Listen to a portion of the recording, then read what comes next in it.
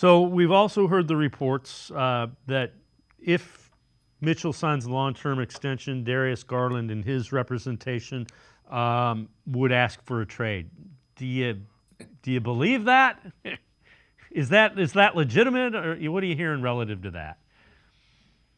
I do believe that that is real, but just because a player or a player's camp wants a player out doesn't mean that the Cavs have to actually go through with that.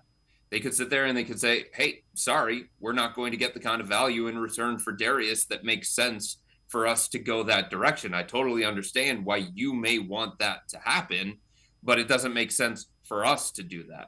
I've also gotten the sense in talking to a lot of people inside the organization and outside the organization that Darius wasn't thrilled with that getting out there. And it's not necessarily coming from Darius, it's coming from people around Darius. And I totally understand where they're coming from, Dave.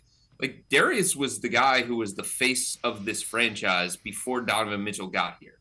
He was the guy who was trying to get his own signature shoe from New Balance before Donovan got here. He was the guy who the offense ran through before Donovan got here. He was the guy who got the biggest contract in franchise history before Donovan got here.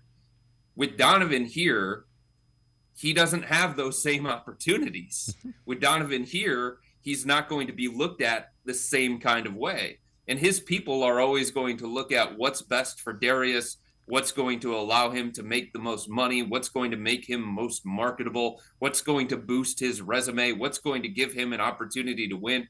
All those different factors, many of them have disappeared now that Donovan is here, now that Donovan is the alpha.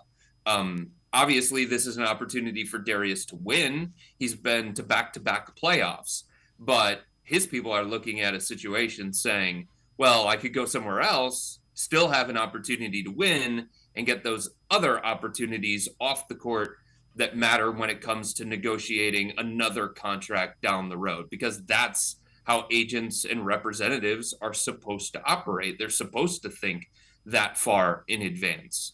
But the other thing that comes into play here is, like I said, the value that the Cavs would get back in return for Darius.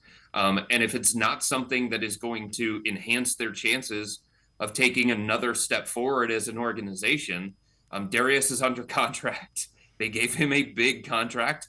They rewarded him handsomely. And it's his responsibility as a player to play out that contract for as long as he's here.